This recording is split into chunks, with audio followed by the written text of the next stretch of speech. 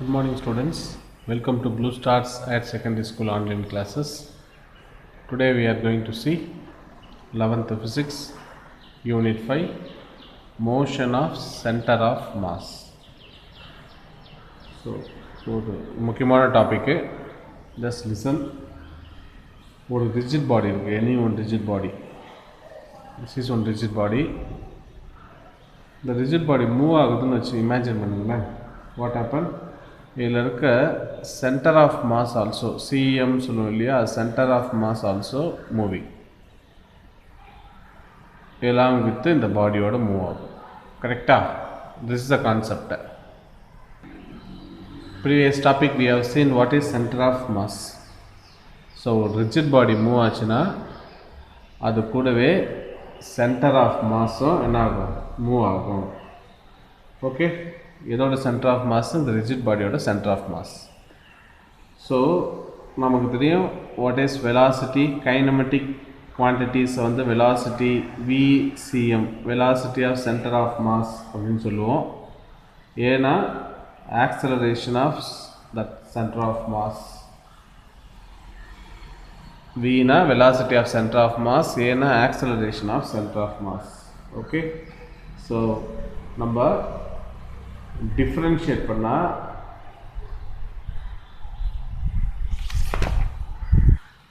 for our consideration we know the equation. velocity அப்படின்னா தெரியும் நமக்கு, displacement by time. கரெக்டா?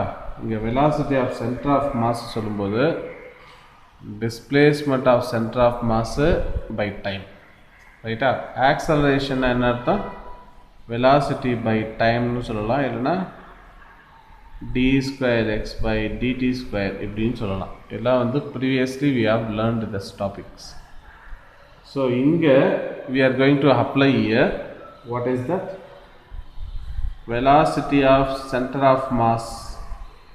எப்படி அது போகிறேன், d by dt of displacement of center of mass. ஏதாவது அப்படி கரெக்டா? ப்ரீவியஸ்லி நமக்கு தெரியும் இந்த ஈக்குவேஷன். ஸோ எக்ஸ்சிஎம்னா என்ன அர்த்தம்? Previously you learn this XCM பார்த்துருப்போமே. எக்ஸ்சிஎம் அப்படின்னு பார்த்துருப்போமே, center of mass for X coordinates. What is that equation? That is summation of MI. இங்கே டிஃப்ரென்சியேஷன் இருக்குது இல்லையா, அதனால் dxi divided by dt divided by summation of MI. கரெக்டாக? இந்த equation தான் நம்ம பார்த்துருப்போம். ஜென்ரலாக நம்ம என்ன பார்த்தோம் ஈக்குவேஷனு? எக்ஸ்சிஎம்னா என்ன பார்த்தோம்? Summation of MI XI divided by summation of MI பார்த்தோமா? ஒய் கோஆர்டினேட்ஸுக்கு என்ன பார்த்தோம்? ycm equal to summation of MI yi divided by summation of mi. அதே போல் z கோஆர்டினேட்ஸுக்கு நம்ம பார்த்தோம். ஸோ அதே தான் இந்த இடத்துல ஐ எம் கோயிங் டு டிஃப்ரென்சியேட் பண்ண போகிறேன். ஸோ ஆல்ரெடி நமக்கு தெரியுமே, வெலாசிட்டினா டிஸ்பிளேஸ்மெண்ட் பை டைம். ஸோ அப்படின்னா சிம்பிளாக எப்படி சொல்லலாம், நம்ம v ஈக்குவல் டு இதை dx பை dtன்னு கூட சொல்லலாம். கரெக்டாக? இதை dv பை dtன்னு சொல்லலாம். ஆல்ரெடி நம்ம படிச்சிருப்பீங்க அதை. ஸோ அப்படின்னா இந்த இடத்துல நான் என்ன சப்ஸ்டியூட் பண்ணலாம்? Summation of MI VI divided by summation of MI. So what is the concept for motion of centre of mass? ஒரு ரிஜிட் பாடி மூமெண்ட் ஆகுதுன்னா இதோட சென்டர் ஆஃப் மாஸ் ஆல்சோ என்ன ஆகும்? மூவ் ஆகும். கரெக்டாக? அப்போது நமக்கு தெரிஞ்ச கைனமெட்டிக் குவான்டிட்டிஸ் என்னென்ன குவான்டிட்டிஸு? Velocity, acceleration. வெலாசிட்டினா அர்த்தம் displacement by time, dx by dtன்னு சொல்லலாம். ஆக்சலரேஷனா dv பை dtன்னு சொல்லலாம். ரைட்டா? அப்படின்னா previously we know the formula velocity of centre of mass equal to dxcm vector divide by dtன்னு எழுதலாம். இது நமக்கு ஆல்ரெடி தெரியும். எக்ஸ்சிஎம் எக்ஸ் கோஆர்டினேட்ஸுக்கான center of mass, Y coordinates you know z coordinates also we know that the summation of mi zi divided by summation of mi. இதெல்லாம் நம்ம பார்த்தோம் previous class. So அவ்வளோதான். இந்த இடத்துல பாருங்கள், இது வந்து என்னென்னு தெரியல. I am taking velocity for center of mass. Equation number 1 எடுத்துக்கலாமா? அடுத்தது ஆக்சலரேஷன் எது போகிறேன். ACM. What is the acceleration? என்ன ஒரு ஆக்சலரேஷனு? Can you explain any one? Acceleration equal to d by dt of velocity ஆச்சா? வெலாசிட்டி என்ன அர்த்தம்? dx by dt ஆச்சு. அப்புறம் என்ன போட இந்த இடத்துல? dxcm divided by dt. தப்பு இல்லைல்ல? எப்படியாவது அர்த்த ஸோ அப்படின்னா எப்படி எழுதலாம்? தட்ஃபார் dvcm divided by dt அப்படின்னு அர்த்தம். vcmனா என்ன அர்த்தம்? Summation of mi dvi divided by dt. எதெல்லாம் எப்படி? divided by summation of mi. கரெக்டா? ஒரு கான்செப்ட் புரிஞ்சுக்கணும். ஸோ dv by dt னா அர்த்தம் ஆக்சலரேஷனா? அப்படின்னா acceleration for center of mass equal to summation of mi ai divided by summation of mi. இது equation number 2 னு. கரெக்டா? So if external force absent இருக்கு அப்படின்னா, அதாவது f external is absent னா 0 அர்த்தம். 0 வந்துச்சுன்னா individual rigid body of a system can move or shift only due to internal forces. அந்த rigid body இருக்கு இல்லையா, அந்த rigid body shift ஆகுது இல்லை மூவ் ஆகுதுன்னா இதுக்குள்ளே இருக்க இன்டர்னல் ஃபோர்ஸால் மட்டும்தான் நடக்கும், தவிர எக்ஸ்டர்னல் ஃபோர்ஸால் நடக்காது. பிகாஸ் எக்ஸ்டர்னல் ஃபோர்ஸ் என்னவா இருக்கு? 0வா இருக்கு. கரெக்டா? எக்ஸ்டர்னல் ஃபோர்ஸு 0 அப்படின்னா, இப்போது ஒரு எக்ஸ்டர்னல் ஃபோர்ஸு ஒரு ரிஜிட் பாடியில் ஆக்ட் பண்ணலன்னா it can move only through internal force. So அந்த இன்டர்னல் ஃபோர்ஸால் இல்லைக்கிட்ட சென்டர் ஆஃப் பாடி என்ன ஆகாது? டிஸ்டர்ப் ஆகாது. ரைட்டா? அதோட பொசிஷன், சென்டர் ஆஃப் கிராவிட்டியோட பொசிஷன் டிஸ்டர்ப் ஆகாது. கொஞ்சம் கான்செப்டை புரிஞ்சுக்கணும். So visit this video 2 to 3 times. அப்போ தான் உங்களுக்கு அந்த கான்செப்ட் புரியும். What is centre of mass, motion of center of mass அப்படின்னு புரியும். Okay, so listen, what is that? இந்த இடத்துல இங்கே என்ன பார்த்தோம்? ஒரு எக்ஸ்டர்னல் ஃபோர்ஸ் 0னா என்ன அர்த்தம்? ஒரு rigid body can move only, எப்படி மூவ் ஆகும்? It will be moving by internal ஃபோர்ஸால் மட்டும்தான் மூவ் ஆகும். அந்த இன்டர்னல் ஃபோர்ஸ் வந்து எதை அஃபெக்ட் பண்ணாது? பொசிஷனை, சென்டர் ஆஃப் மாஸோட பொசிஷனை அஃபெக்ட் பண்ணாது. அப்படின்னா என்ன அர்த்தம்? அர்த்தம் center of mass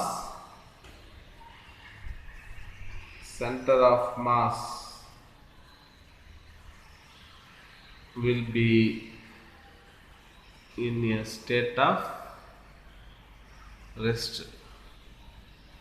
or simple என்ன சொல்லலாம்? uniform motion.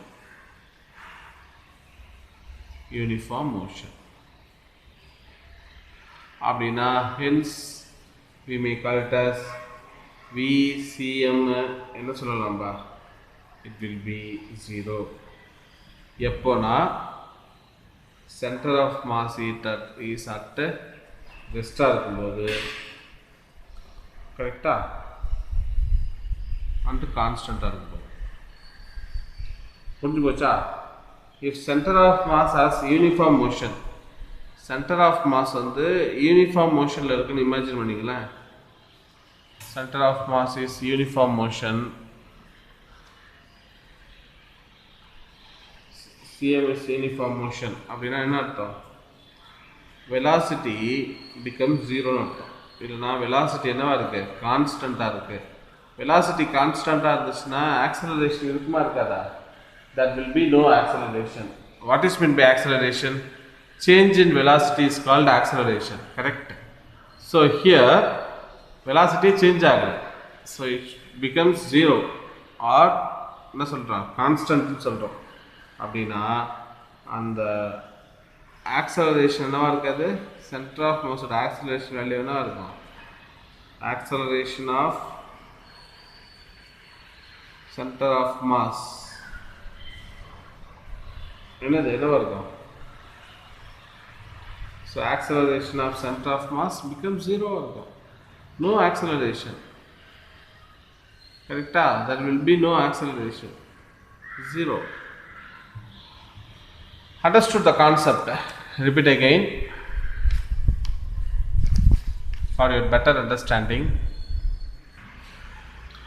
ஒரு ரிஜிட் பாடி மூவ் ஆகுதுன்னா இது கூடவே சென்டர் ஆஃப் மாஸும் மூவ் ஆகும். அப்படின்னா கைனமெட்டிக் குவான்டிட்டிஸ்னால் என்னது? வெலாசிட்டி, ஆக்சலரேஷன் இருக்கு இல்லையா? அப்படின்னா வெலாசிட்டினா என்ன சொல்லுவோம்? நம்ம டிஎக்ஸ் பை டிடின்னு சொல்லுவோம். ஆக்சலரேஷன்னா டிவி பை டிடின்னு சொல்லுவோம். அப்படின்னா velocity for centre of mass கண்டுபிடிச்சா நமக்கு இது ஈக்குவேஷன். வெலாசிட்டி ஆஃப் ஆக்சலரேஷன் கண்டுபிடிச்சா நமக்கு இதுதான் ஈக்குவேஷன். இப்போது இந்த பாடியில், இந்த ரிஜிட் பாடியில் there will be no external forces acting on. External force act பண்ணலைன்னா அந்த சென்டர் ஆஃப் மாஸ் எப்படி இருக்குன்னு அர்த்தம்? ஸ்டேட் ஆஃப் ரெஸ்ட்டாக இருக்குது, இல்லைனா யூனிஃபார்ம் மோஷனில் இருக்குதுன்னு அர்த்தம். Hence velocity become 0. ரைட்டா? வெலாசிட்டி 0ன்னு அர்த்தம், 0 ஒரு கான்ஸ்டன்ட்னா சென்டர் ஆஃப் மாஸ் வந்து யூனிஃபார்ம் மோஷன். அப்படின்னா there will be no acceleration is acting on that center of body. அப்படின்னா இதை நம்ம எப்படி சிம்பிளாக எழுதலாம்? ஆக்சலரேஷன் 0ன்னு தெரிஞ்சிச்சு.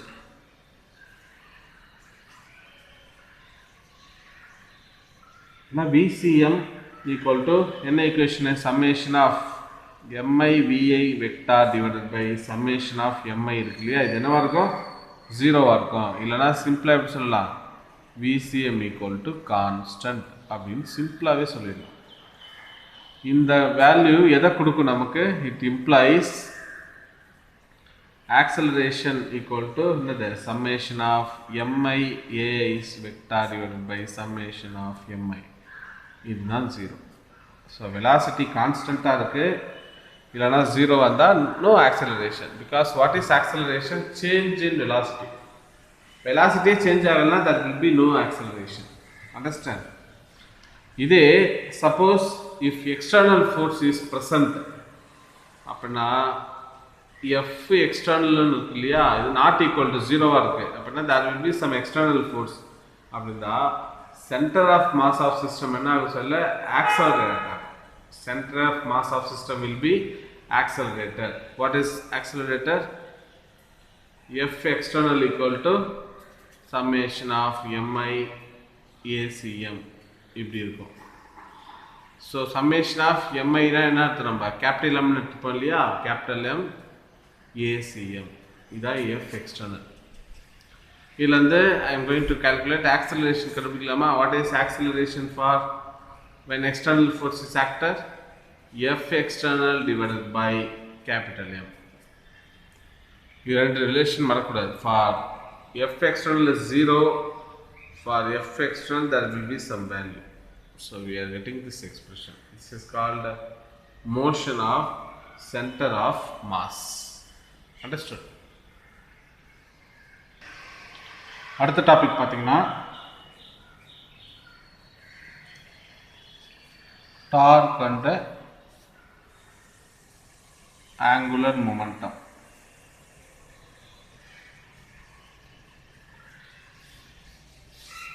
Dark and angular momentum. What is mean by torque? டார்க்னா என்ன? anyone else? டார்க் இப்போ ஒரு பாடி இருக்கு. So I am applying force. ஒரு எஃப்னு ஒரு ஃபோர்ஸ் இருக்குது, அப்ளை பண்ணுறேன். ஃபோர்ஸ் அப்ளை பண்ணால் ஃபோர்ஸ் எந்த டைரெக்ஷனில் இருக்கோ அதே டைரெக்ஷனில் தான் இந்த ஆப்ஜெக்ட்டு மூவ் ஆகும். Is it right? So I am applying force. ஃபோர்ஸோட டைரெக்ஷனில் தான் ஆப்ஜெக்ட்டு மூவ் ஆகும். இப்போ ஜஸ்ட் இமேஜின் ஒரு ஆப்ஜெக்ட்டு ஒரு ஃபிக்ஸட் பாயிண்டில் இருக்குது. ஃபிக்ஸ் பண்ணிட்டேன் இந்த ஆப்ஜெக்டை. So what I am going to apply? நான் ஒரு ஃபோர்ஸ் அப்ளை பண்ணால் என்ன ஆகும்? இது மேலே இது வந்து ஃபிக்ஸ் பண்ணியாச்சு. ஒரு இதில் ஒரு ஃபோர்ஸ் அப்ளை பண்ணால் வாட் ஹேப்பன்? ஒரு ஃபோர்ஸ் அப்ளை பண்ணுறது மேலே என்ன ஆகும்? ஜஸ்ட் இமேஜின் ஒரு பாடி இருக்குது. ஐ எம் அப்ளைங் ஒரு எக்ஸ்டர்னல் ஃபோர்ஸ் அப்ளை பண்ணுறேன். எக்ஸ்டர்னல் ஃபோர்ஸோட டைரெக்ஷன்லேயே அந்த பாடி மூவ் ஆகும். கரெக்டா? அது பெற்ற என்ன சொல்லுவோம்னா நம்ம லீனியர் மோஷன் அப்படின்னு சொல்லுவோம். இப்போது அந்த பாடி வந்து ஃபிக்ஸடாக இருக்குது. So I'm applying force. ஒரு ஃபோர்ஸ் அப்ளை பண்ண என்ன ஆகும், அந்த பாடி ரொட்டேட் ஆக ஆரம்பிச்சிடும் இல்லையா, கரெக்டாக ரொட்டேட் ஆகும். ஸோ இது மேலே ஒரு ஃபோர்ஸ் அப்ளை பண்ணால் ரொட்டேஷன் ஆகும். அந்த ரொட்டேஷன் எப்படி இருக்குன்னா depending upon the point of application, அதை டிபெண்ட் பண்ணியிருக்கும். ரைட்டா? அப்படின்னா this ability of the force to produce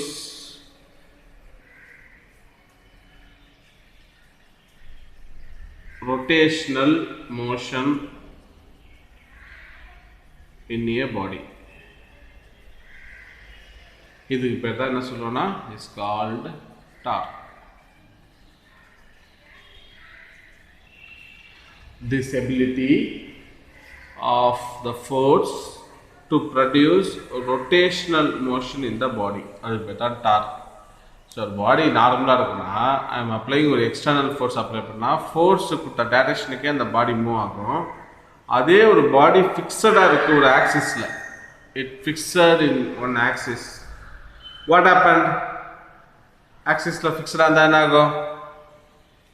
it will be rotate, correct, depending on I am applying force. இதுக்கு பேர் தான் டார்க் அப்படின்னு பேர். Okay, what is the definition for torque? Definition,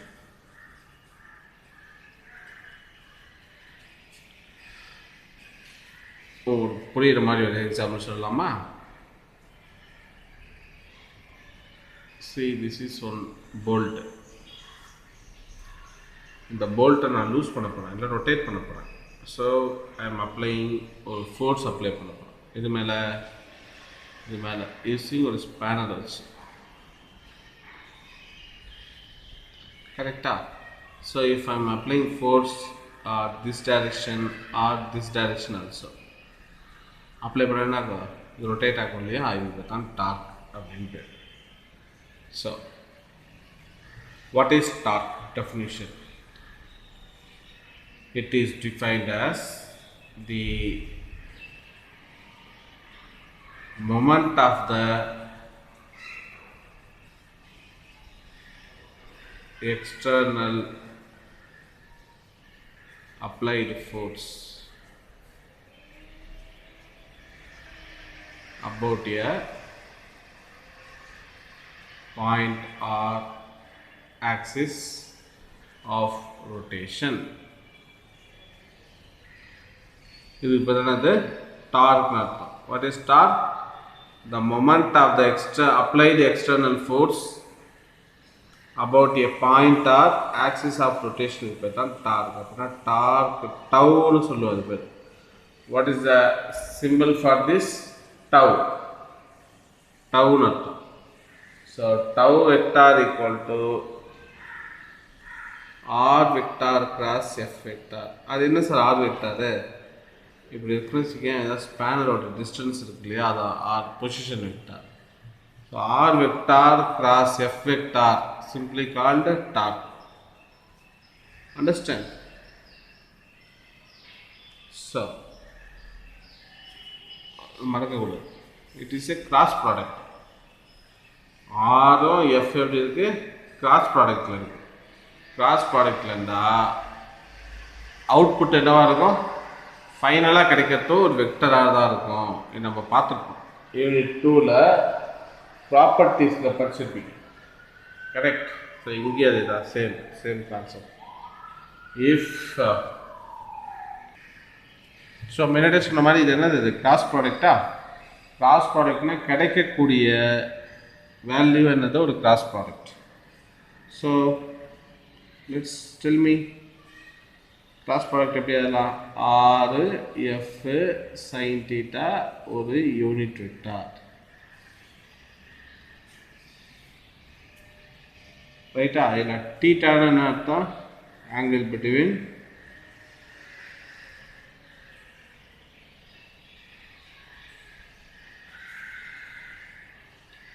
F and R. என்னன்னா என்ன அர்த்தம்? Unit vector.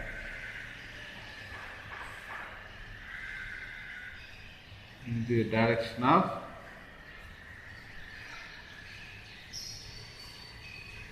tau. டார்க்குக்கு இன்னொரு பேர் இருக்கு. டார்க்னா tau vector, also called pseudo vector சொல்லுவோம். Pseudo vector. Okay, so very important that one. So if tau equal to r into f sin theta into n cap, theta na angle between f and r, and n is a unit vector in the direction of torque. So torque na அர்த்தம் அது பேர் வந்து ஒரு pseudo vector அப்படினு அர்த்தம். So next நம்ம பார்க்க போறது direction of torque. Torque ஓட direction பார்க்க போறோம். Direction of torque. பார்க்கலாமா? What is direction of torque? Four diagrams சொல்றேன். We are using right hand rule. Palm right hand rule வச்சு நம்ம சொல்லுவோம்.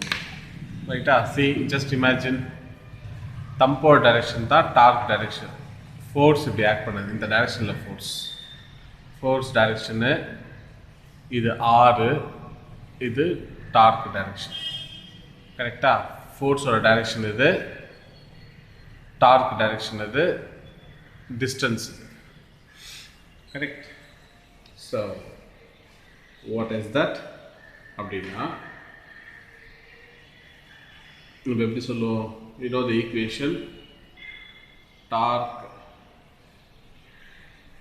tau vector equal to rf sin theta n cap. So I am going to take only magnitude மட்டும் எழுத போறேன். Magnitude, only magnitude. அப்ப என்னது? tau is equal to rf sin theta. இதெல்லாம் எப்படி? இது magnitude of torque. இப்போ 4 possible cases பார்க்க போறோம். 4 possible cases. Case 1. இப்போ ஆரும் பொசிஷன் வெக்டாரும் ஃபோர்ஸும் பர்பண்டிகுலராக இருக்கு. ஸோ அதாவது ஆர் பர்பண்டிகுலர் டு எஃப் அப்படி இருந்துச்சுன்னா ஒரு டயக்ராமேட்டிக் ரெப்ரசன்டேஷனை கேட்கலாம், சொல்லலாமா? ஸோ இது பாயிண்ட் ஓ, இது ஆறு, இது எஃப். கரெக்டா? ஸோ இப்போ இந்த இடத்துல தான் வந்து ஆரிஜின், இங்கே தான் டார்க் ஆக்ட் பண்ணுது. ஸோ போத் ஆர் 90 டிகிரி இருந்துச்சுன்னா ஆர் எஃப் 90 டிகிரி அப்படின்னா என்ன வரும்? Substitute equation 1, torque equal to R F sine 90. Sine 90ஓட வேல்யூ வந்து 1 அப்படின்னா tau is equal to RF 1. அப்படின்னா சிம்பிளி எப்படி அதெல்லாம் tau is equal to RF. அதாவது டார்க் எப்படி இருக்குன்னா மேக்ஸிமமாக இருக்கும் வென் ஆர்எஃப். கரெக்டா? அடுத்தது கேஸ் 2. என்ன கேஸ்னா இது ஆரிஜின், ஆரும் எஃப்பும் சேம் டைரக்ஷனில் இருக்கு. ரைட்டா? பொசிஷன் வெக்டாரும் ஃபோர்ஸும் சேம் டைரக்ஷன். அப்படின்னா ஃபார்முலாவில் தீட்டா வேல்யூ இங்கே என்னது? 0. ஸோ தீட்டா வேல்யூ 0ன்னு tau is equal to RF sine 0. Sine 0 0 அப்படின்னா tau is equal to 0. Okay, there will be no torque is acting when RF same direction இருந்துச்சுன்னா. Case 3 பார்க்கலாமா? What is case 3? Origin Rக்கு ஆப்போசிட்ல force act பண்ணுச்சுன்னா என்னது? Rக்கு ஆப்போசிட்ல force act பண்ணுச்சுன்னா பாரு R எப்படி அப்படின்னா 180 டிகிரி. தீட்டா வேல்யூ என்னது? இங்கே 180 degree அப்படி இருந்துச்சுன்னா what is that equation? Tau is equal to RF sin 180. Sin 180 is 0. அப்பனா tau is equal to 0 here. இப்போ பொசிஷன் வெக்டாரே கிடையாது. Case 4 no position vector. இந்த O பாயிண்ட்ல டைரக்டா ஃபோர்ஸ் ஆக்ட் பண்ணுது. அப்படின்னா இது R வேல்யூ 0. அப்படின்னா tau is equal to RF sin theta. R ஓட வேல்யூ 0னா tau ஓட வேல்யூ என்னது 0. இந்த 4 கேஸ் மறக்கக்கூடாது. இதை ஒரு லைவ் எக்ஸாம்பிளோட பார்க்கலாமா அப்படின்னு. இப்போ கேஸ் 2 சொல்கிறேன். போல்ட்டு, நட்டு, இது மேலே ஒரு ஸ்பேனர் வச்சுருக்கேன். இதான் ஸ்பேனர்னு வச்சு இமேஜின் பண்ணிக்கோ. ரைட்டா? இப்போ இந்த போல்ட்டை ரொட்டேட் பண்ணுறது பேர் தான் டார்க்கு. கரெக்டாக? இப்போது இதுதான் ஆர். முன்னாடியே சொல்லியிருப்போம் உங்கள்கிட்ட ஆர். இப்போ ஃபோர்ஸு ஸ்பேனரை பிடிச்சி இப்படி இருக்கிறேன். ஆக்ட் பண்ணால் இது ரொட்டேட் ஆகுமா? டார்க் கிடைக்குமா நமக்கு? ஸ்பேனரை பிடிச்சி இப்படி இருக்கிறேன். ஃபோர்ஸ் இந்த டைரக்ஷனில் இருக்குது. எஃபோட வேல்யூ கிடைக்குமா? கிடைக்காது. ஸ்பேனர் கைட்டிட்டு வந்துடும், அவ்வளோதான் போல்ட்டில் இருந்து. ஸோ இப்போது இந்த கேஸ்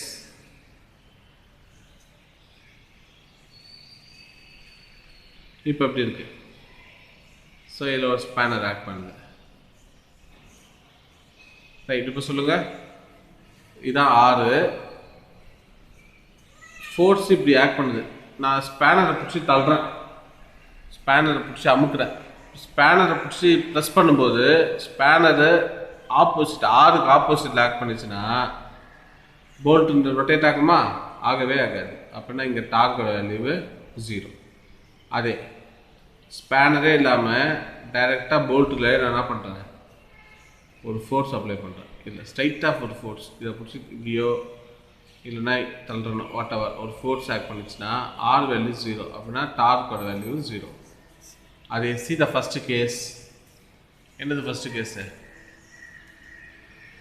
இதுதான் முக்கியம். இப்போ தான் கான்செப்டே. ஸ்பேனர் சி தான் ஆர். கரெக்டாக?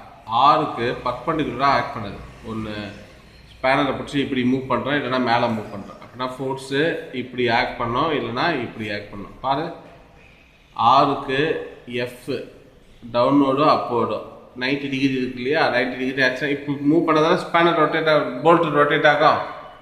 இப்படி மூவ் பண்ணதானே one force is either downward direction or upward direction. கரெக்டா? இதான்ப்பா concept. So you try to follow this very important chapter. So what is palm rule? இப்படி இருக்குன்னா force acting this direction, torque acting this direction, this is R. Okay, right, very good. So go through the topic, students. Any doubt ask me. So நம்ம இந்த டாபிக்ல என்ன பார்த்தோம்? இன்னைக்கு நம்ம பார்த்த டாபிக் என்னது? ஆக்சுவலா torque and angular momentum, motion of centre of மாஸ்னு ஒரு டாபிக் பார்த்தோம். டார்க்கோட டெஃபினிஷன் பார்த்தோம். ரைட், அப்புறம் வந்து torque r F sine theta L கேப்னு பார்த்தோம். பொசிஷன் வெக்டர் ஆர் எஃப்பும் பேரலாக இருந்தால் அப்படி, பர்பண்டிகுலராக இருந்தால் அப்படி, 90 டிகிரி இருக்கிறது, 180 டிகிரி இருக்கிறது, 0 டிகிரி இருக்கிறது, இதில் what is the value we calculated. So this is very important torque. Okay, go through the video, students. Any doubt, ask me. Thank you, students. Have a nice day.